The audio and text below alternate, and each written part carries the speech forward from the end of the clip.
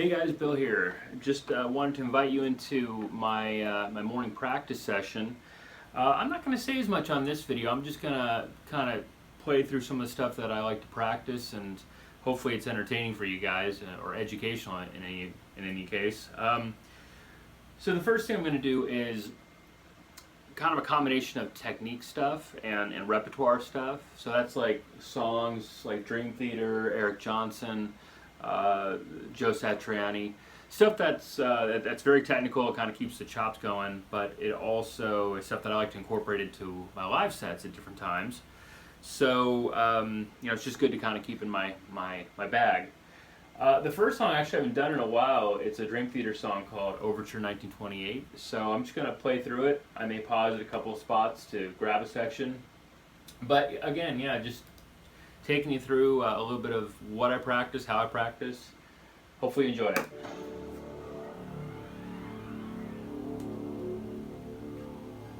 And this kind of fades in, so I'm going to just jump in at a certain spot.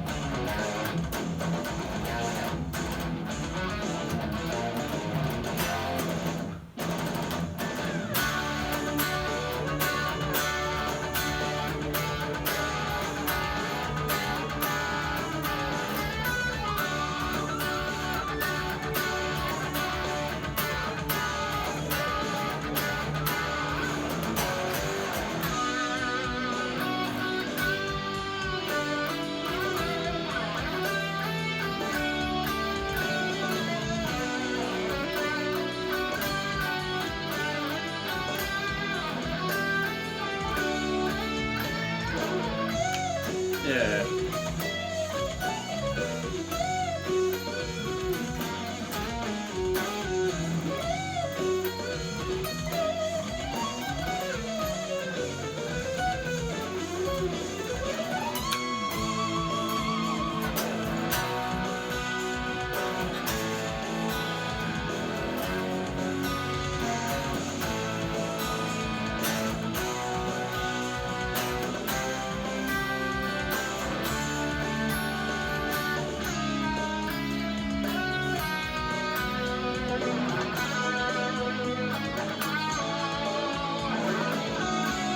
Ah, it's right there. Okay, so.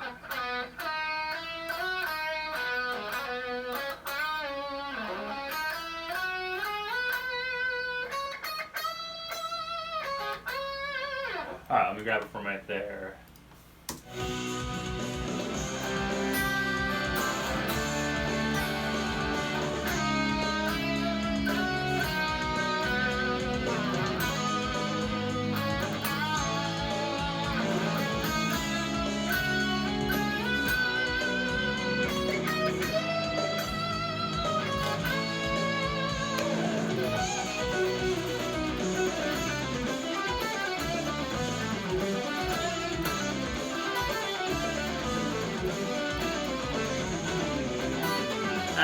Ah, man, I almost had it. I think it's neck pickup.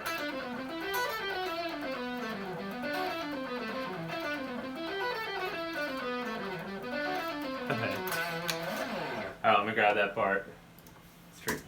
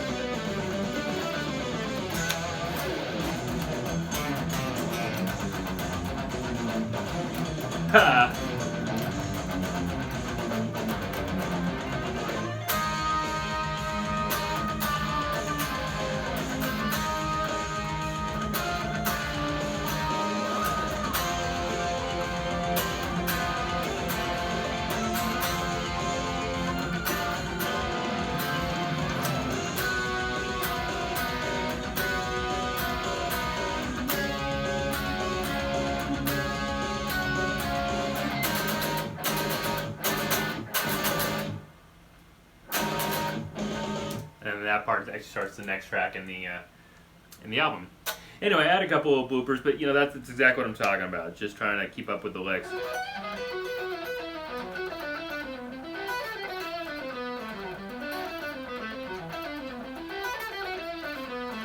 And I think for you guitar players out there, which is probably everybody watching, yeah, I'm doing a sweep with my right hand, but I think he may alternate pick that.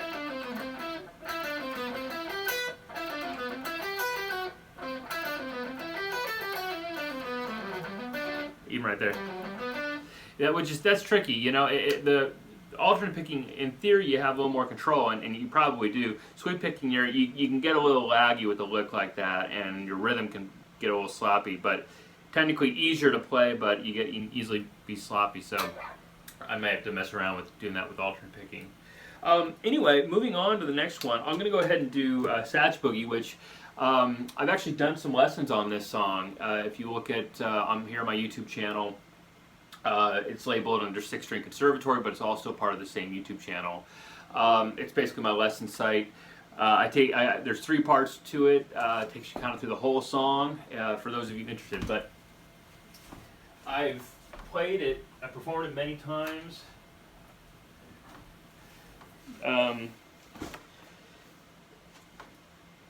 I just typically, I'm just thinking right now, I typically actually use the Ernie. I'm gonna use the Ernie Ball actually. Take it back. Take it back. I don't know why I was changing. I actually like using that Carvin a little better, but what's really nice about this Ernie Ball Music Man for this song is that you can hit the volume knob, and there's a boost control, which is really nice.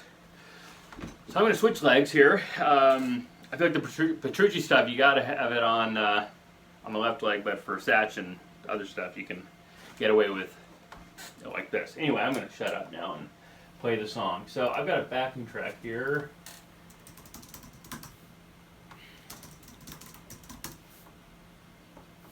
Alright.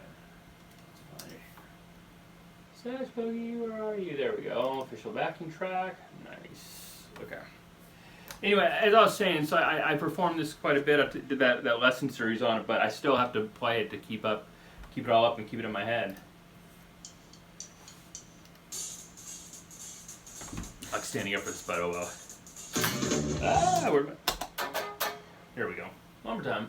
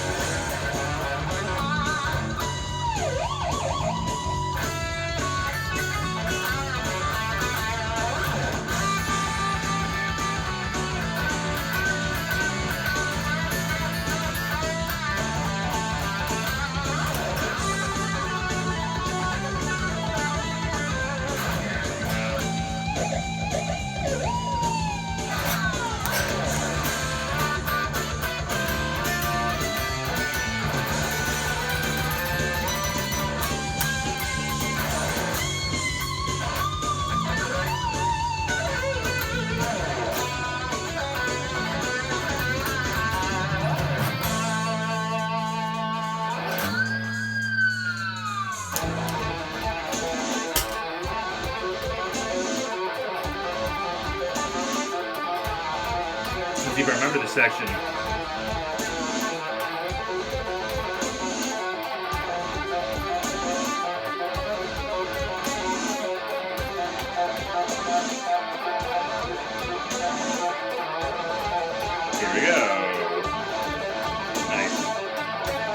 cue when the bass comes in.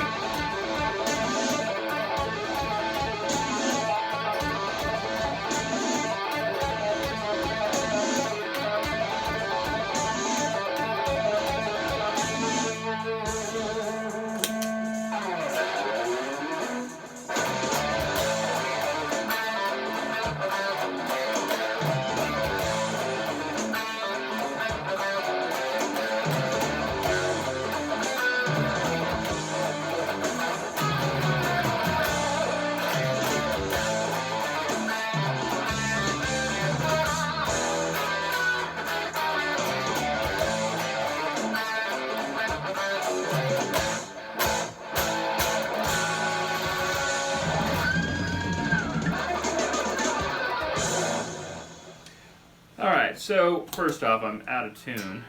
I forgot to tune between the last song and this one, so that didn't help at all. Of course, you have all those whammy bar dives. Also, I kicked my delay on somewhere in the middle there, and the mix, like the amount of delay is just a little too much. It's kind of stepping all over the notes and smearing the whole thing. So, that's one thing that I want to do.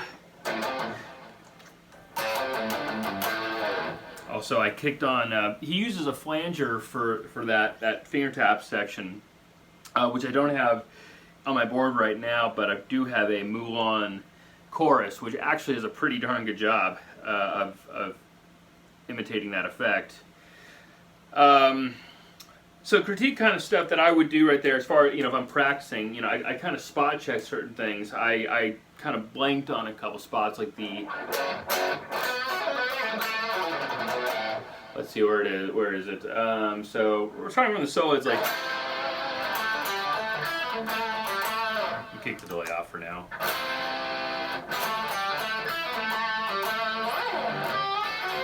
Yeah. And it is kind of hard to do this sitting down. I'm sitting down because of the camera angle, but for this type of song, it's just easier to stand up. But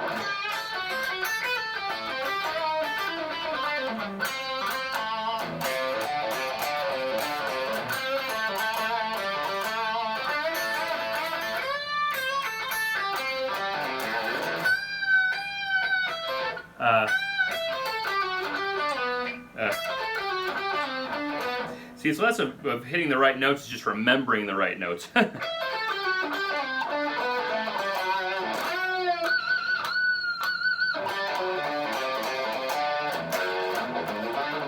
And that run is always, and I mentioned this in my lesson video, that run is a little smeary to me on the record, so I do what I think is a pretty close approximation.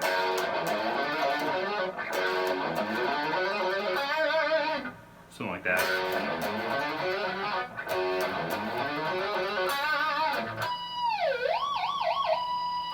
That's like, I didn't quite remember when I did the take before.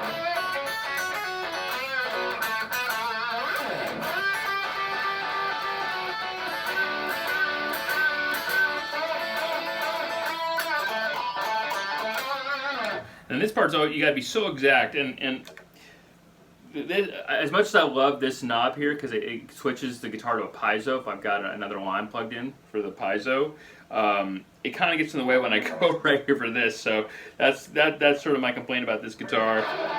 And also, well, here, let me just give you a comparison. I know this is supposed to be just a fly on the wall thing, but since I'm already talking to you guys who are actually listening this far, this guitar, what is kind of nice about it, it doesn't have that switch right there for that section, but as much as I do love that Ernie Ball Music Man, and this is no slight against Ernie Ball because it's really more of the pickup, but the pickups on there are just really hot. John Petrucci, for whatever reason, when he did that model, they're really hot and they're really overdriven. They just start sounding kind of Bumblebee-ish to me. This one maybe has a taste of that, but I think it's a little smoother of a tone. I don't know how well you can tell over the camera mic, but it's a lower output, so I have to actually kick on, another pedal or something just to give it the meat it needs. So anyway, getting back to that section. One more time. that part gets a little smeary.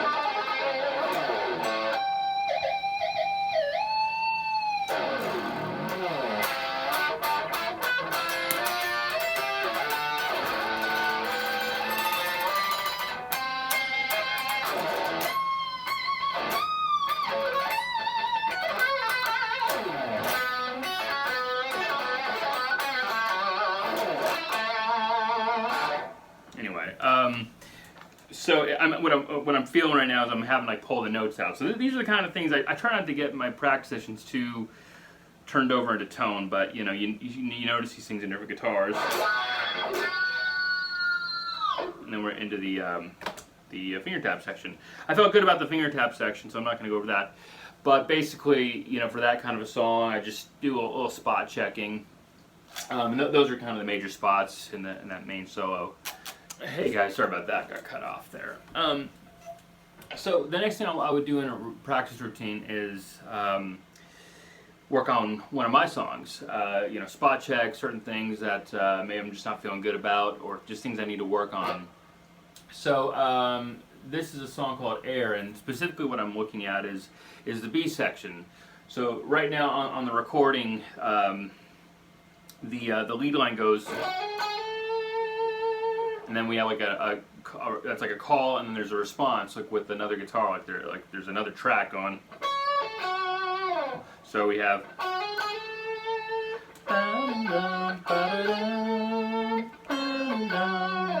Okay, so what I got to work on is combining the two into one and hopefully making it seem seamless. So here it is from the top of the song, and you'll hear what I mean when we get there. Normally I'd be playing that live, but for now, since this is the Pro Tools recording, I'm just going to come right in on the melody line.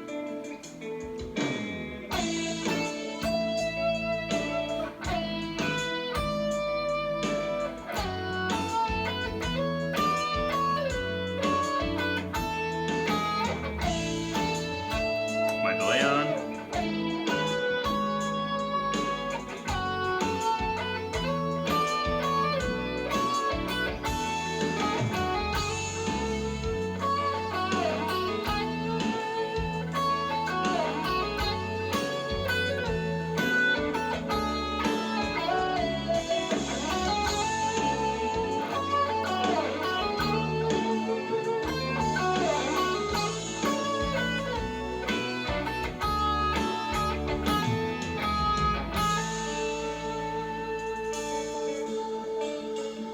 There's a harmony here. See if I can turn that on.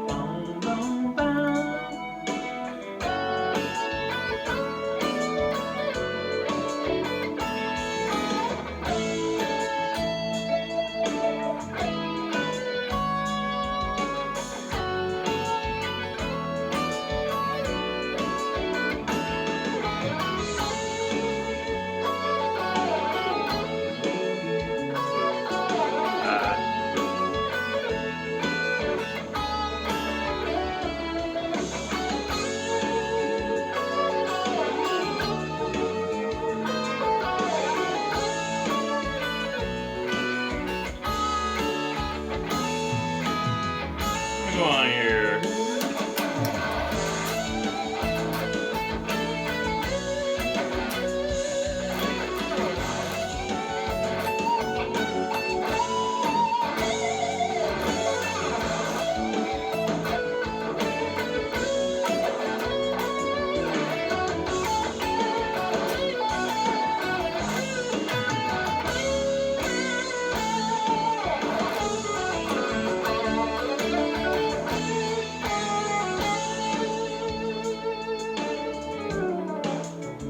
I'm gonna leave it at that. So if I seemed a little stiff in the middle there, it's because I had those auxiliary guitar parts come in. I thought they were muted, and it was stepping all over it. So anyway, it was kind of throwing me off. But you get the idea. So you know, again, just spot checking the song, really trying to. This is one of those where you kind of have to adapt a multi-guitar arrangement into the one part. So. That's my practice session. That's kind of a few different things. Now, I mean, there's some. I'll go over maybe some improvisation stuff in another video, but that's kind of a good chunk to take on for now. All right, see ya.